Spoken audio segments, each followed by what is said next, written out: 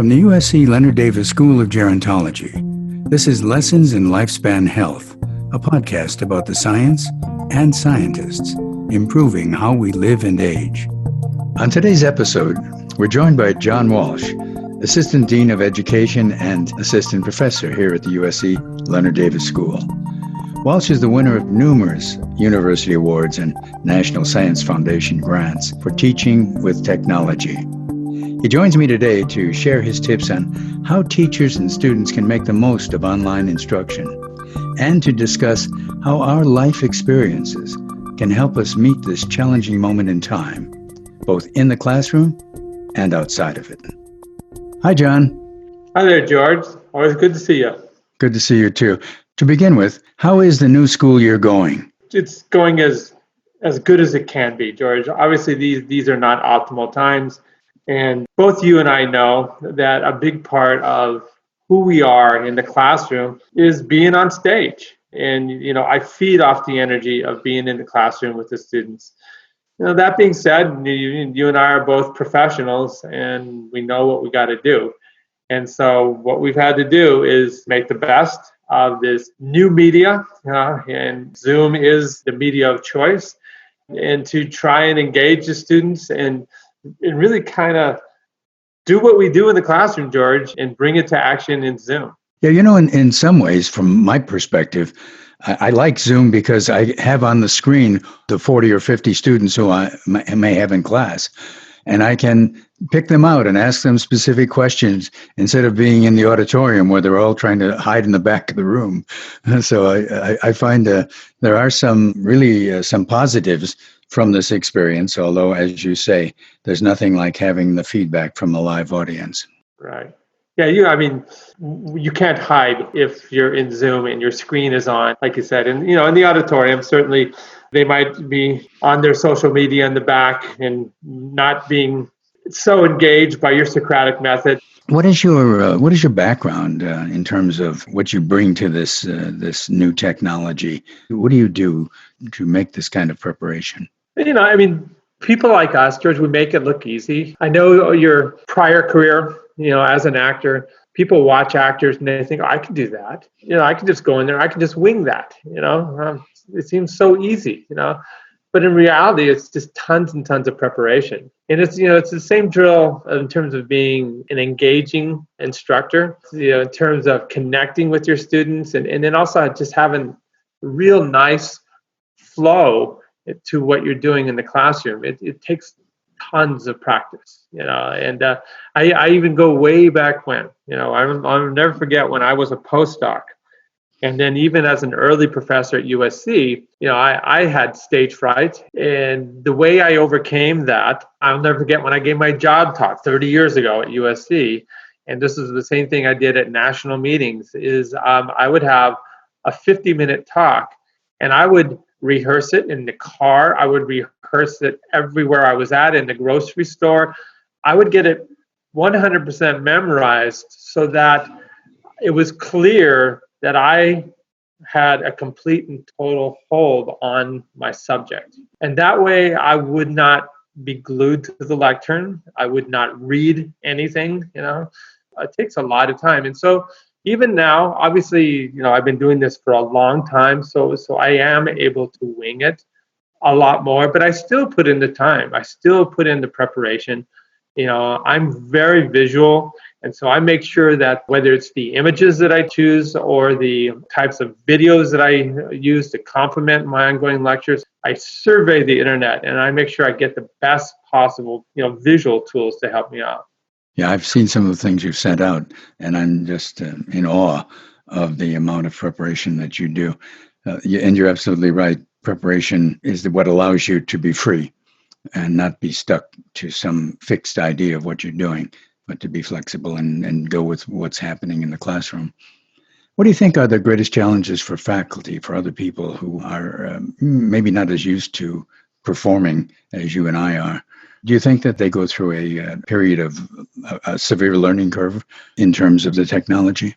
Absolutely, George. We have years and years and years of doing this. And for quite a few people, especially across the university, the Davis School of Gerontology we were very, very lucky, are very, very lucky to have such support, through Associate Dean Hankey's office, through her technical staff, whether it's Jim Alejandre, Michael Zuleta, Kurt Shellen, Mei Ning, they've all been there to help us. And, we as a school, the Davis School, a long time ago, we got into online education.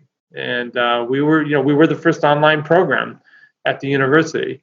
And we made that a part of our curriculum. And, and as you know, George, you've participated in many, many courses where you have to engage both the students sitting right in front of you and then the students that are all across the world, that are either simultaneously watching or they're asynchronous. And we as a faculty have had to figure this out.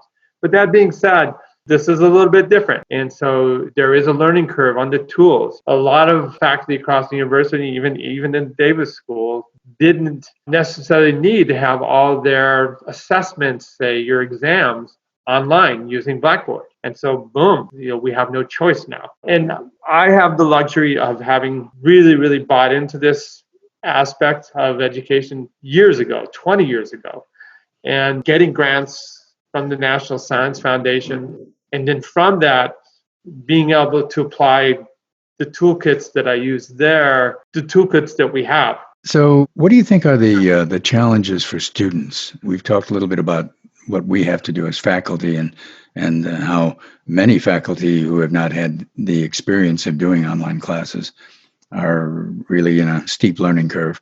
What about the students? How do you feel that they are interacting and reacting to the challenges using this new medium? I can tell that they want to connect, but it's not that easy. It's not, especially when I have a class of 50 students this semester, and I try and connect. Sure.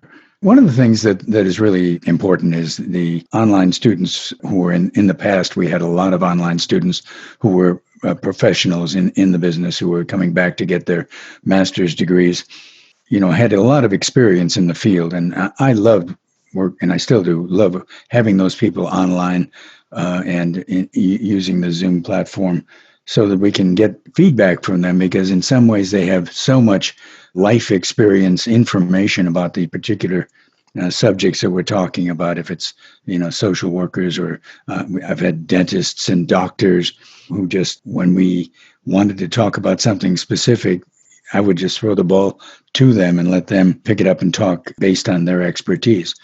And we also have an issue with some of the students who come in who have disabilities. And disabilities and Blackboard can be a challenge. I have a disabled student in one of my classes right now, and we have to take all of our Blackboard material and send it to her facilitator, who then translates everything for her because she can only use Braille. So it's interesting, but there's a particularly bright person who's able to adjust. But I think we have to get together. I think everybody should get together at some point and talk about what we can do to make that experience as complete as possible. Oh, no, I agree. I mean, whether it's in the classroom or online using, this type of media, Zoom media or the Google platforms, you just need to be supportive of all of your students. So that doesn't change. And, in like you said, we have this incredible resource of professionals that come to our program. And, I always tell my students that I never stop being a student and that I always want to keep learning. And so I will deliver a lecture centered on a topic.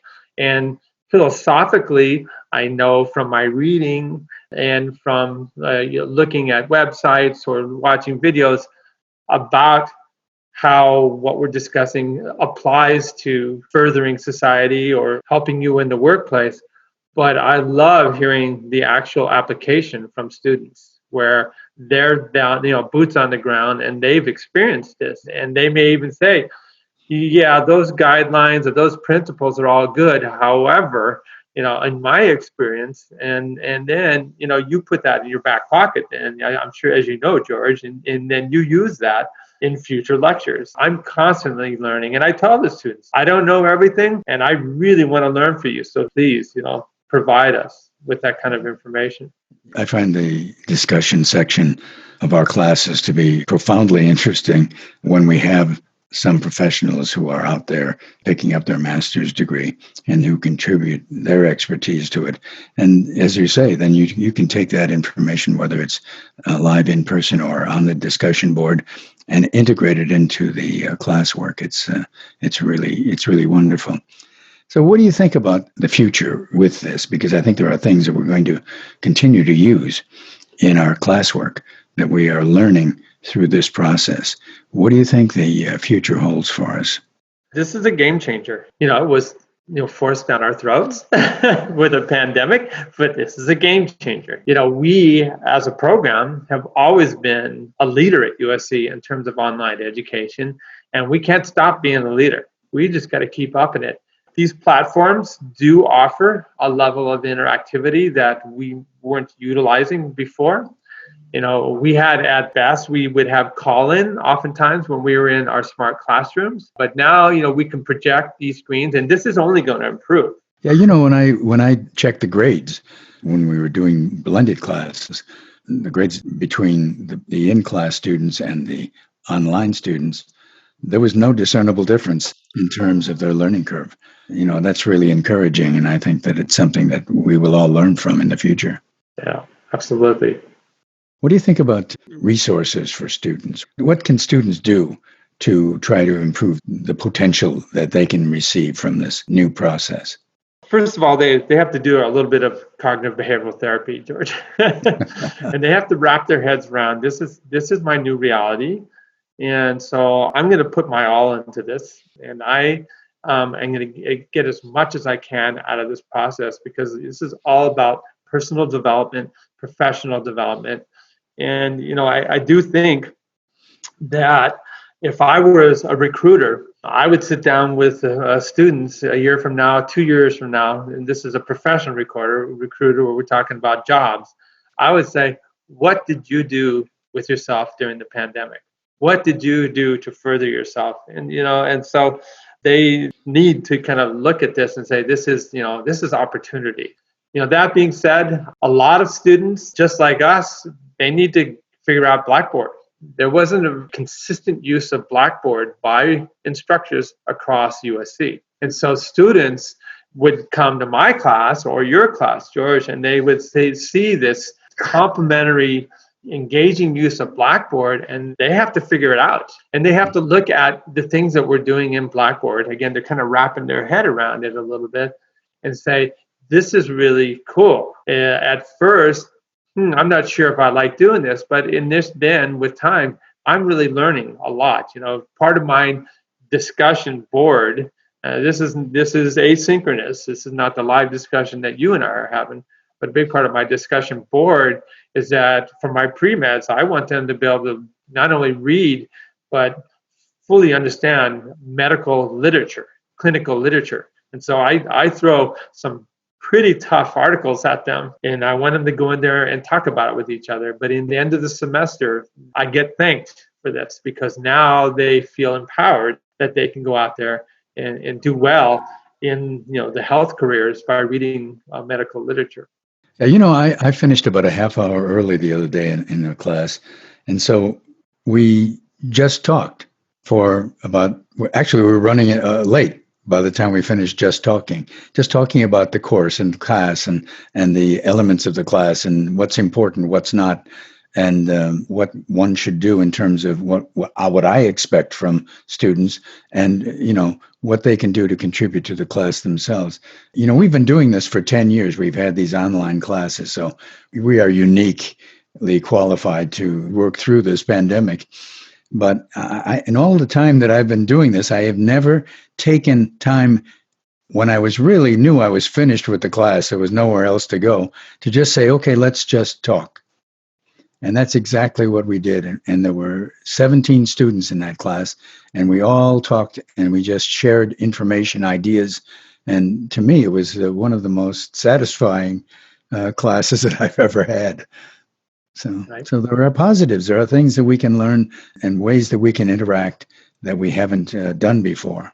And many students are feeling isolated right now, and it's obviously forced isolation, and they just want to connect. So like I said, that the pre-med class I'm teaching right now, I have 50 students. So here we are 2 weeks into this semester, and class ends at the hour 50-minute mark, and I'm having 10 to 15 students stay afterwards just to hang out and talk about anything, and they just want to feel connected, and that's a good thing, and because we got to help them through this. We got to make this fun, because it's so difficult just to sit here like this. And I translated it as best I could from the auditorium to here, but I know George used to walk by the auditorium, and you would hear me booming the music in there. And so I have a playlist, okay, that's on Spotify. And so for the 10 minutes before class and 5 minutes into the class, I'm just playing music. And then I'll take a break and say, all right, guys, why doesn't everybody think about doing a potty break? Go get something to drink, and I throw on my playlist, and we just kind of, and I sit there and I bob and weave to it, and they do the same. The other thing that I did, this particular class has a big public health initiative, so we're looking at obesity, and it's linked to cancer, diabetes, heart disease, and so I said, let's put the curriculum that I'm teaching let's put it into action. And every class at the 45-minute mark, we do a stretch and core routine. And they've all bought in, and it's so cool in gallery mode in Zoom to be able to watch all 40 to 50 students on the ground, stretching, breathing hard when we're doing our core exercises. And it's just, you have to mix it up. And I'll say one last thing that I learned during spring semester was that students were so freaked out. And I started researching this. And so I changed my exams. I have, exams that have a multiple choice, essay, etc. And so I changed them so that we have collaborative exams. And they work together for the exams, and the amount of learning they get when they work together and answer the questions. And so I put them together in Zoom rooms of 5 students each, and then I'll just kind of jump in and listen to them talk, and I'm like, oh my God, these people sound like neuroscientists, and it's incredible. And the feedback that I got was amazing. Yeah.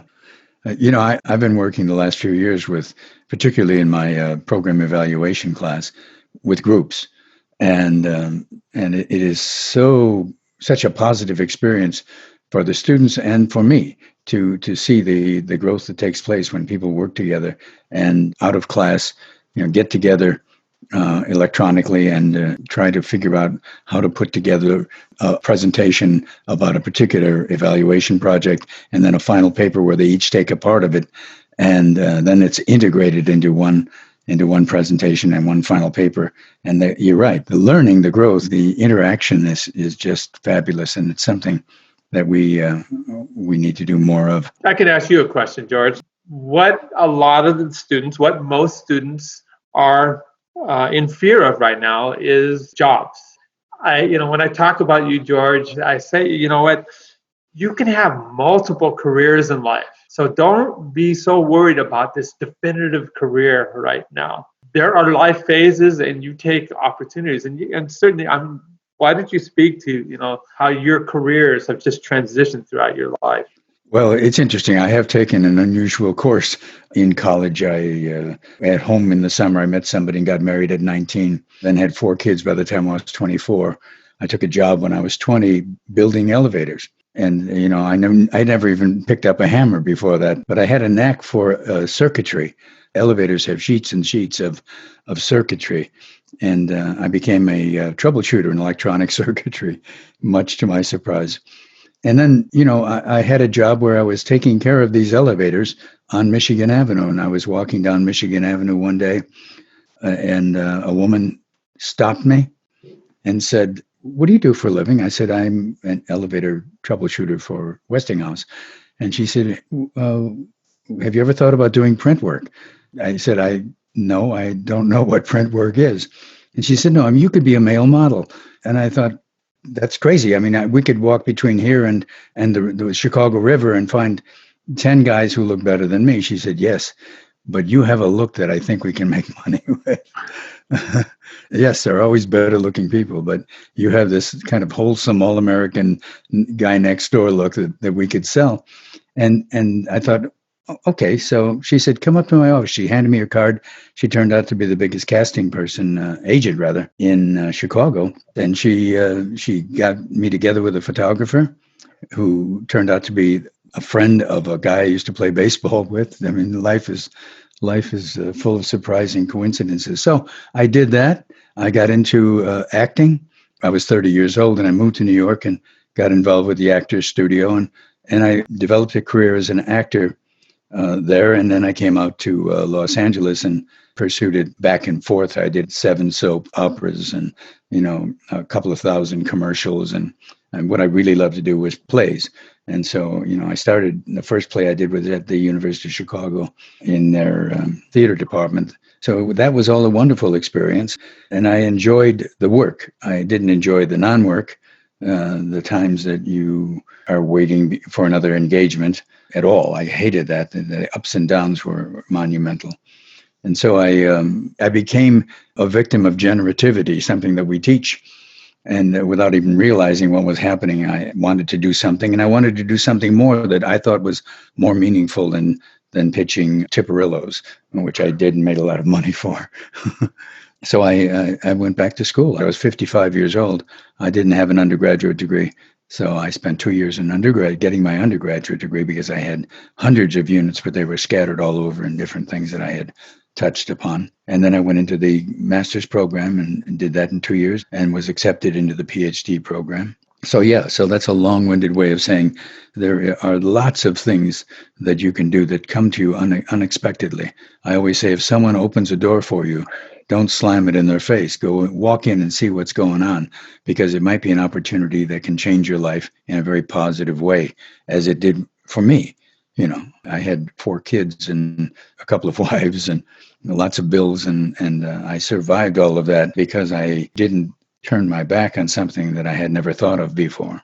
It's opportunity, George, just like you say. And I always, for my students, obviously oftentimes they're being pushed from behind by their parents. Their parents envision them becoming medical doctors. And I always tell them, do not forget that the business world is what drives society in large part. And when you look at science majors, and this was an NSF grant that I had that we looked into this, 75% of science majors end up in the business world. So I always churn my curriculum in that way as well. So we'll be talking about, cancer pathways and new drugs that are in development targeting these unique growth pathways. And then I'll jump over to whether it's Pfizer or some biotech company and look at their development end, their marketing end, their business ends, just so they think about that. That's a wonderful thing about being human beings, is our adaptability. It is the thing that we talked about. We talked in classes about continuity theory and how you look back and you say, well, this is what I could do, and this is how I'm going to continue doing it based on who I am today. And it's the same way with making career choices. You think you're going to do something, and then something comes along, and if it looks right and it's something that makes sense, I say do it. So I had Parkinson's laboratory for many years at USC. I've been there for a little over 30 years, and for about 25 years, I had the Parkinson's laboratory. But about 15 years ago, I started to get fascinated with technology and education. And I started to splinter myself a little bit. For a long time, I had 2 balls in the air, where I had, my NIH-funded research lab, and then I had my National Science Foundation education programs. And I just got more and more fascinated about technology and education, and just, I can't help myself, but in the classroom, I just feed off the energy, the well-being, the amount of dopamine released in my brain when things are going right in the classroom. Nothing beat it. And so I just found myself getting more and more and more in that direction, and that's how things came to me. So I so understand that you are such an actor. That's why most actors prefer to do plays.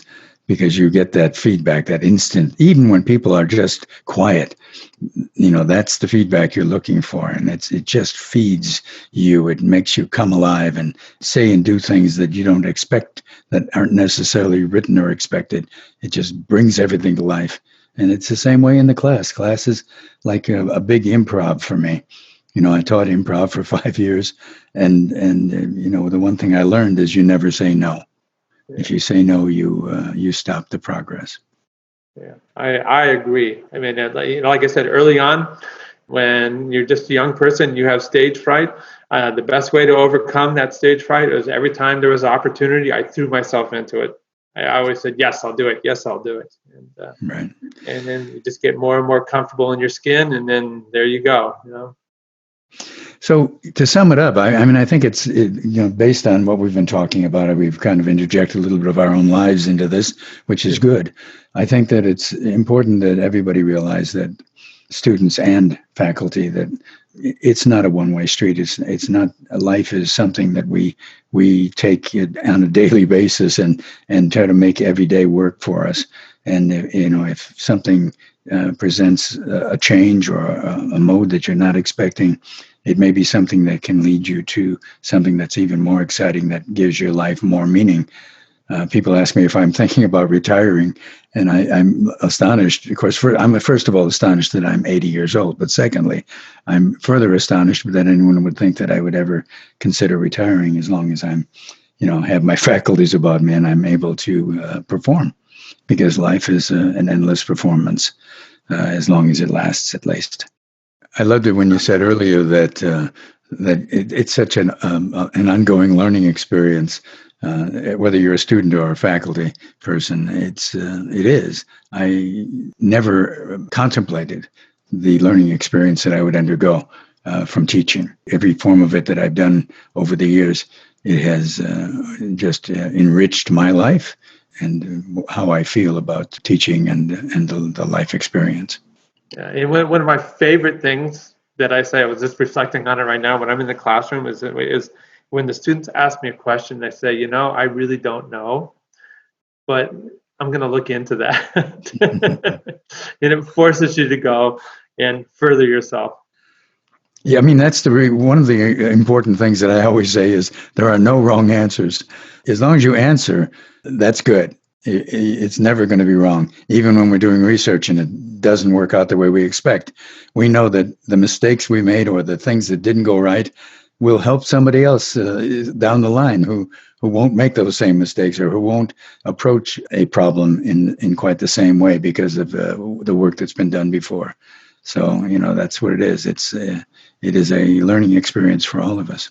It's important to be humble and admit that you might have a few gaps. Well, we're always learning, George, and so I've learned, over the last 9 months of doing this, that hey, I never thought about doing that in the classroom. When things go back to normal. Me bringing in this concept of integrating exercise and then putting that into an active form of the curriculum. I'm going to bring that in. I'm going to bring that into my residential classes. I've always had the music part because, first of all, I love music, and I can't help myself, and there's nothing better than watching everybody groove simultaneously to the same beat.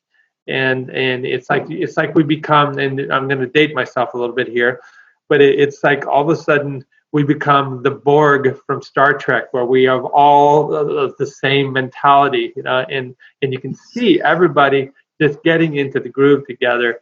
And I saw that in the auditorium. It works well here in Zoom, and I'm going to further that in the auditorium as well.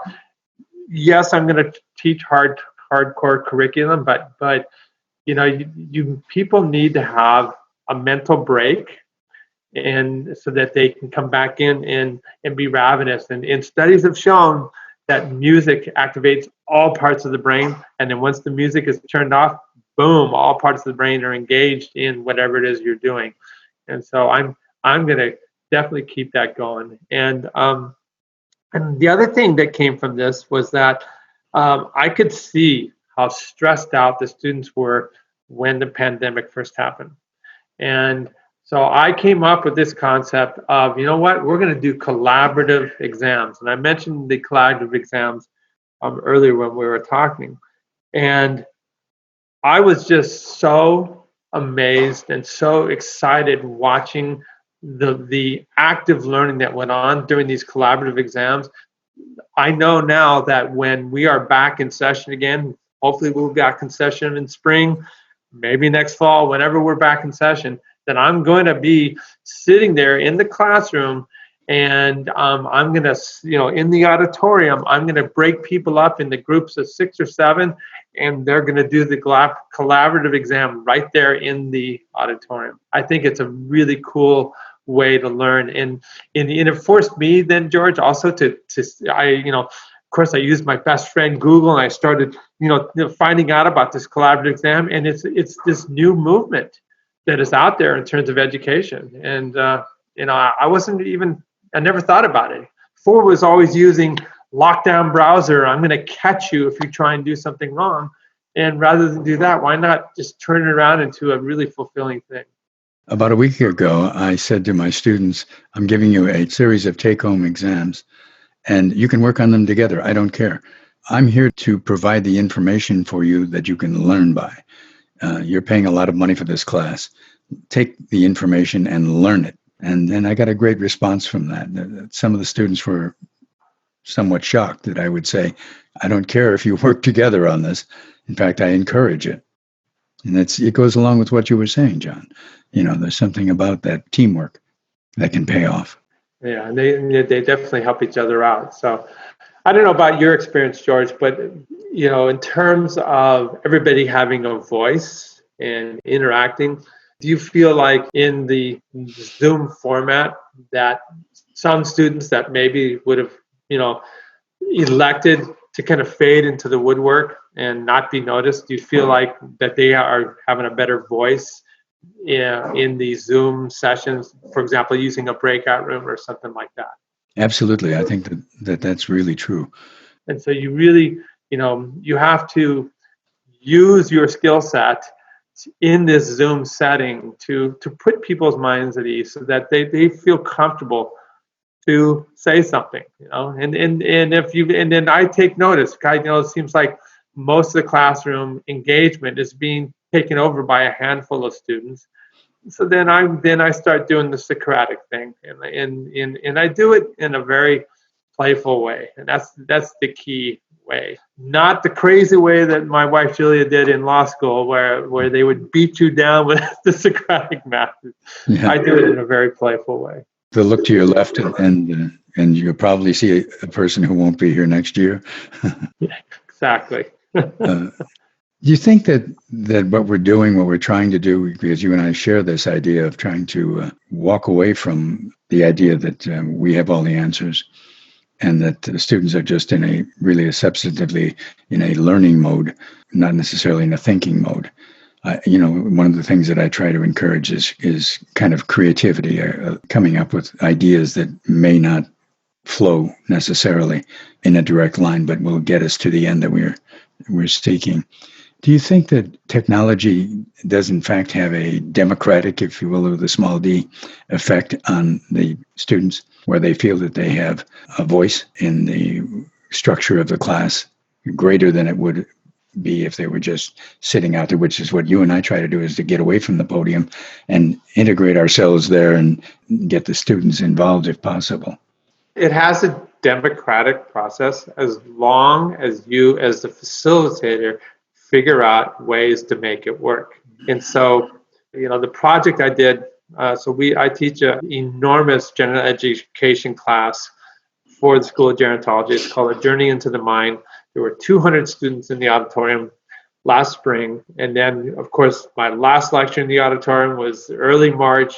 So then I was like, God, what can we do to keep people on track, engaged? First of all, I made this enormous extra credit project. And, these students were business majors. They were Annenberg majors. They were cinematic arts majors. They were all across the campus. And so what I did is I made a corporation, and then everybody signed on board, and whatever their interest was in terms of their projected career, they then created a subsidiary within that corporation. And it was so cool. And the marketing, the corporate pamphlet that we put together, so we had a whole music industry component. There was some people that were interested in fashion, and so they did Gero 315 fashion wear that they designed. And there were people that were social influencers, and so they made social influencing sites that were all about the pandemic and 315, and it just went on and on.